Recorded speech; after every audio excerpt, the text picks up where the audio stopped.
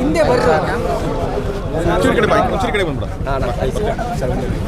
ಗಾಡಿ ತೆಗಿದ್ದೆ ಕೊಡಲ್ಲ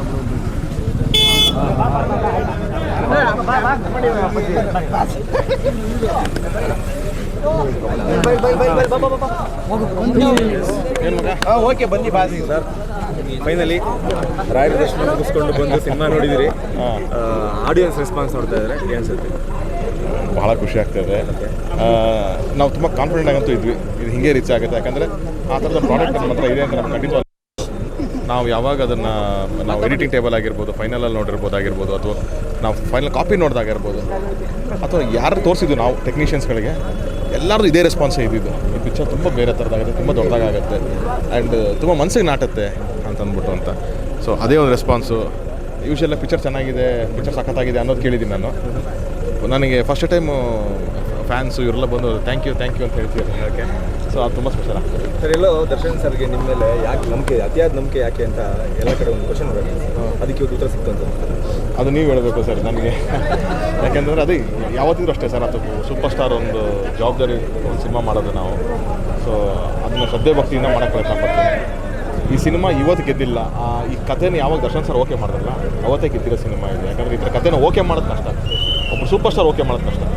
ಸೊ ಅಂಥದ್ದೊಬ್ಬ ಮಾಸ್ ಸೂಪರ್ ಸ್ಟಾರ್ ಅದನ್ನು ಓಕೆ ಮಾಡ್ತಾರೆ ಅನ್ನೋದು ಅಲ್ಲಿ ಗೆಲುವು ಸರ್, ನಿಜವಾದ ಗೆಲುವು ಅಲ್ಲಾಗಿದೆ. Yes sir, Darshan sir cinema ಅಂದರೆ ಫೈಟು ಮಾಸು ಡೈಲಾಗ್ಸ್ ಎಲ್ಲ ಸಿಕ್ಕಾಪಟ್ಟೆ ಎಕ್ಸ್ಪೆಕ್ಟೇಷನ್ ಮಾಡ್ತಾರೆ ಅವ್ರ ಫ್ಯಾನ್ಸ್ ಫಸ್ಟ್ ಶೋ ನೋಡ್ಬೇಕಾದ್ರೆ.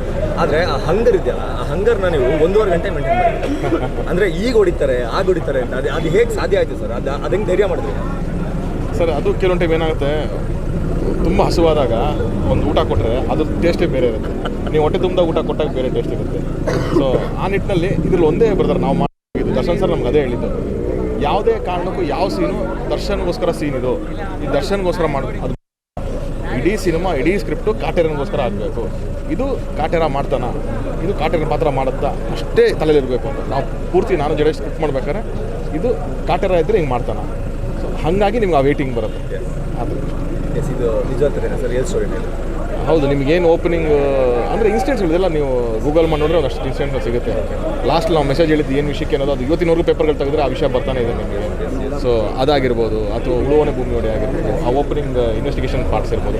ಸೊ ನೀವು ಕಲೆ ಹಾಕ್ತಾ ಹೋದರೆ everything will get into connecting. Okay, ಒಂದು ವಿಚಾರನ ಹೇಳಬೇಕು ಅಂತ ಹೇಳಿದ್ರೆ ಒಬ್ಬ ಸ್ಟಾರ್ ನಟ ಬೇಕಾಗುತ್ತೆ. ಆ ಸ್ಟಾರ್ ನಟ ನಿಮ್ಮ ಕಂಪ್ಲೀಟ್ ಫುಲ್ಫಿಲ್ ಮಾಡಿದ್ರು ದರ್ಶನ್ ಸರ್ ಅಂತ.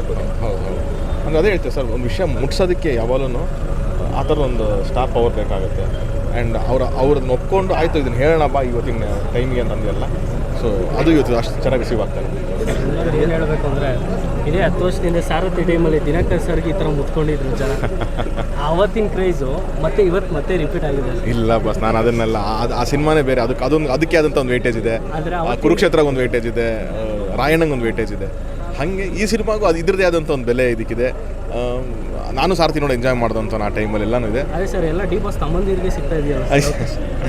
ಏನಿಲ್ಲ, ಒಂದು ವಿಶೇಷವಾದ ಪ್ರೀತಿ ನಮಗೆ ಅಷ್ಟೇ, ಆ್ಯಂಡ್ ಒಂದು ಜವಾಬ್ದಾರಿ ಅಂತ ಇರುತ್ತೆ, ಅದಕ್ಕೋಸ್ಕರ ಆಗಿದೆ. ಸೊ ಇವತ್ತೆಲ್ಲರೂ ಅವ್ರ ಫ್ಯಾನ್ಸ್ ಎಲ್ಲ ಖುಷಿ ಪಡ್ತಿರೋ, ಅದಕ್ಕಿಂತ ಇನ್ನೇನು ಖುಷಿ ನನಗೆ. ಓಕೆ ಸರ್, ಇನ್ನು ಲಾಸ್ಟ್ ಕೊನೆಯದಾಗಿ ಸಿನಿಮಾ ಡ್ಯೂರೇಷನ್ ಮೇಲೆ ಒಂದು ಕ್ವಶನ್ಗಳಿತ್ತು. ನೀವು ಆಡಿಯನ್ಸ್ ಜೊತೆ ಕೂತ್ಕೊಂಡು ನೋಡಿದಾಗ ಅಲ್ಲ, ನನಗೆ ಆಡಿಯನ್ಸೇ ನಾವು ಇದಕ್ಕೂ ಮುಂಚೆ ನಾವು ಒಂದು ಸಿನಿಮಾನ ಥಿಯೇಟ್ರ್ ತರ್ತೀವಿ ಅಂತಂದಾಗ ಅದ್ರ ಹಿಂದೆ ಒಂದಷ್ಟು ಜನ ನೋಡಿರ್ತಾರೆ, ಒಂದಷ್ಟು ಜನ ಅದ್ರ ಬಗ್ಗೆ ವರ್ಕ್ ಮಾಡಿರ್ತೀವಿ. ಒಂದು ಮಣ್ಣಿನ ಕತೆ, ಒಂದು ಪ್ರಾಪರ್ ಆಗಿರೋ ಒಂದು ವಿಷಯ ಹೇಳಬೇಕು ನಾವು ಅಂತಂದರೆ ಅದಕ್ಕೆ ಟೈಮ್ ಅಂತಲೇ ಇಂಪಾರ್ಟೆಂಟ್ ಆಗ್ತದೆ. ನೀವು ಆ ವಿಷಯ ಹೇಳಲೇಬೇಕಾಗ್ತದೆ, ಇಲ್ಲಾಂದರೆ ತುಂಬ ಅರ್ಜೆಂಟ್ಸಲ್ಲಿ ನಾವು ಅದ್ರ ಬಗ್ಗೆ ಇಂಪ್ಯಾಕ್ಟ್ ಆಗಲ್ಲ. ಯಾಕಂದರೆ ದಿಸ್ ಇಸ್ ನಾಟ್ ಒಂದು ಸಿಂಪಲ್ ಕತೆ ಅಲ್ಲ, ಇದೊಂದು ಎಮೋಷ್ನಲ್ ಡ್ರಾಮಾ ಅಲ್ವಾ. ಹಾಗಾಗಿ ನಿಮ್ಗೆ ಅಷ್ಟು ಟೈಮ್ ತೊಗೊಳುತ್ತೆ ಸರ್. ಕೊನೆಯದಾಗಿ ಬಟ್ ನನಗೆಲ್ಲ ಅದೇ ಹೇಳ್ತಿರಲ್ಲ, ಯಾರು ಒಬ್ಬರು ಓಕೆ ನೀವೇ ನೋಡೋದಲ್ಲ ಪಿಕ್ಚರು, ಓಕೆ ಇಲ್ಲಿ ಬೋರ್ ಆಗ್ತಿದೆ ಏನೋ ಇದೆ ಅಂತ ಅನಿಸ್ತದೆ ಅಷ್ಟೇ ನಿಮಗೆ. ಎಸ್ ಎಸ್, ಕೊನೆಯದಾಗಿ ಕೇಳಬೇಕಾಗಿದೆ ಸರ್, ಇವತ್ತು ಎಲ್ಲ ರೆಕಾರ್ಡು ಬ್ರೇಕ್ ಮಾಡಿದೆ ಕಾಟೇರ. ಅಡ್ವಾನ್ಸ್ ಬುಕ್ಕಿಂಗಲ್ಲೇ 2 ಕೋಟಿ ಕಲೆಕ್ಷನ್ ಆಗಿದೆ, ದಾಟಾಗಿದೆ. 12 ಗಂಟೆಯಿಂದ ಶೋ ಸ್ಟಾರ್ಟ್ ಆಗಿದೆ. ಪರ್ಮನೆಂಟಾಗಿ ನಿಮ್ಮ ಹೆಸರು ಇಂಡಸ್ಟ್ರಿನಲ್ಲಿ ದಾಖಲಾಯಿತು ದರ್ಶನ್ ಸರ್ ಜೊತೆಗೆ. ಏನಪ್ಪ ಅಂತ ಹೇಳಿದ್ರೆ ಎಲ್ಲ ರೆಕಾರ್ಡ್ನು ಬ್ರೇಕ್ ಮಾಡಿ ಕಲೆಕ್ಷನ್ ಕೊಟ್ಟಂತ ನಿರ್ದೇಶಕ ಕೊಟ್ಟಂತ ಎಷ್ಟು ಖುಷಿ ಸರ್? ಇದು ದರ್ಶನ್ ಸರ್ಗೇನು ಹೊಸ್ತಲ್ಲ, ರೆಕಾರ್ಡ್ ಮಾಡೋದಾಗಿರಲಿ, ರೆಕಾರ್ಡ್ನ ಬ್ರೇಕ್ ಮಾಡೋದಾಗಿರಲಿ ದರ್ಶನ್ ಸರ್ಗೆ ಹೊಸ್ತಲ್ಲ. ಇನ್ನು ಅವ್ರ ಜೊತೆ ಟ್ರಾವೆಲ್ ಆಗಬೇಕಾದ್ರೆ ಇದೆಲ್ಲ ನಮಗೂ ಬೋನಸ್ಸಲ್ಲಿ ಸಿಗ್ತಾ ಇರುತ್ತೆ. ಬಟ್ ನನ್ನ ಇಂಟೆನ್ಷನ್ ಇದ್ದಿದ್ದು ಒಂದು ಒಳ್ಳೆ ಸಿನಿಮಾ ಮಾಡಬೇಕು, ಅವ್ರ ಫ್ಯಾನ್ಸ್ ಆಗಿರಲಿ ಅಥವಾ ಜನ ಯಾರೇ ಆಗಿರಲಿ ಸಿನಿಮಾ ಬಂದು ನೋಡಿದಾಗ ಆ ಖುಷಿನಲ್ಲಿ ಆಚೆ ಹೋಗಬೇಕು ಅಂತ ಅಂದ್ಬಿಟ್ಟು. ಸೊ ಅದನ್ನು ನಾವು ಗೆದ್ದಿದ್ದೀವಿ ಅಂತ ಅನಿಸ್ತೇವೆ. ಅಷ್ಟು ಸಾಕು. Thank you sir.